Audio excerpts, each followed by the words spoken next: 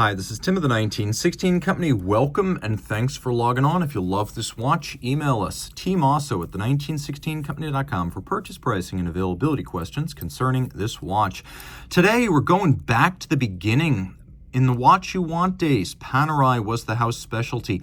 It actually started watchyouwant.com. It was an eBay account created by founder O.J. Watley to sell Panerai catalogs out of his house, back when it was hard to find any information about the brand in the late 90s.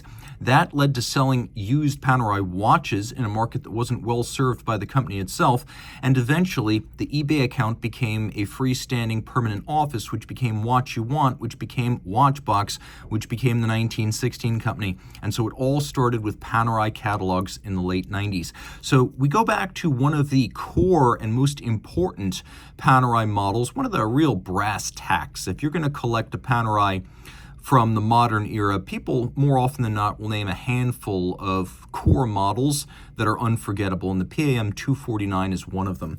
So this is the Panerai Radiomir 1936 California PAM00249. It is as close as Panerai was able to get to a historic 3646 combat watch, and so there are a lot of historic elements in here, including the use of a California dial, this enormous oversized trapezoidal pin buckle, wire lug style Radiomir case, this old school crown, and the plexiglass crystal.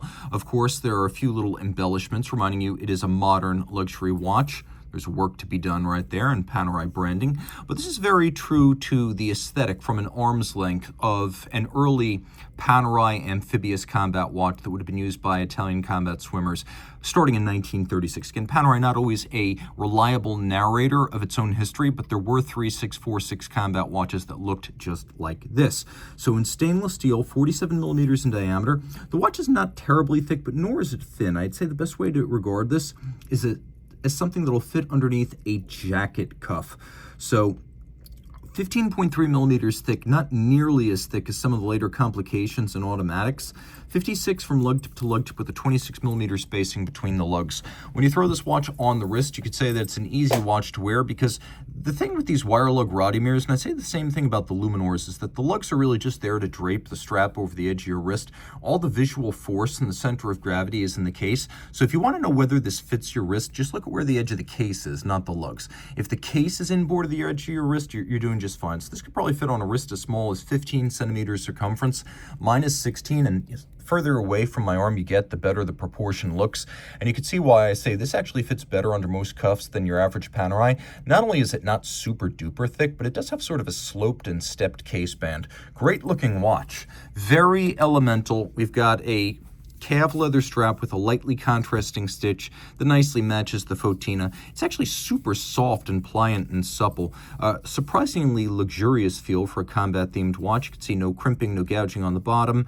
Panerai OEM factory strap. And you've got that gigantic stainless steel pin buckle with admittedly a somewhat later Panerai logo than the 1930s. Radiomir, of course, the 3646, born of Rolex. Those watches were made by Rolex, then modified by Panerai. Panerai focusing specifically on things like luminescence and dials. So originally they would have been Rolex Oyster cases with Rolex Oyster crowns. And that is why this watch features a relatively modest 30-meter water resistance. It's not that it's only water resistant to 30 meters because identical Panerai cases are 100 meters. It's because the water resistance of the original Rolex cased watch from the 30s was 30 meters. So that's there for nostalgic reasons. It's a screwed in case back. It's a screw down crown. Don't worry about the water resistance. You can swim with it.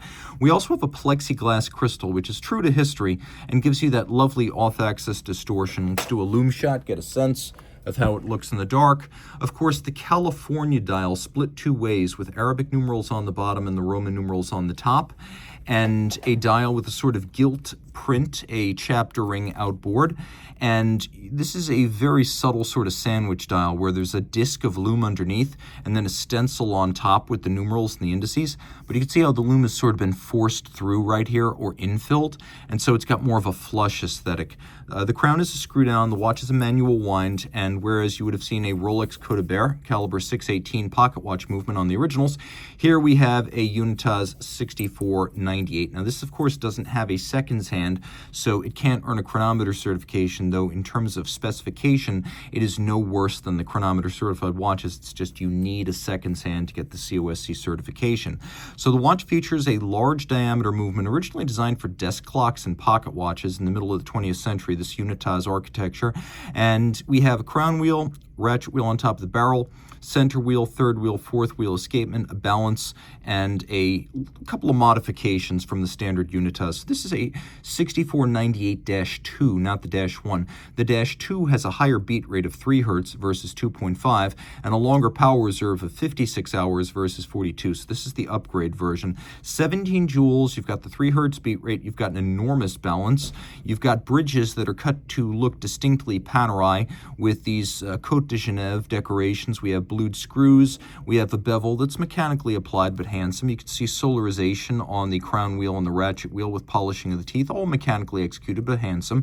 You can also see snailing on the barrel cover, a black polished click, and a mirror polished swan's neck fine adjustment mechanism. So there are elements in here to make it attractive. Even if it is mechanically finished, it is an endearing movement and a good, tough, reliable movement for an all-time great Panerai watch. You know, people talk about watches like, you know, the original 5218s. They'll talk about PAM021 if you really want to seek the ultimate grail, a 203 if you want something with more of a 1950s look. Maybe they'll talk about a PAM127 for the original 1950. But the 249 is one of those sort of cornerstone modern Panerai watches that you've got to own if you want to own the canon of modern Panerai. A collection's really not complete without a wire-style Radiomir, and this is one of the all-time greats. It's also full set, so it has all of the original stuff, including the certificate. Reach out to Team Mosso at the 1916company.com for purchase and pricing details.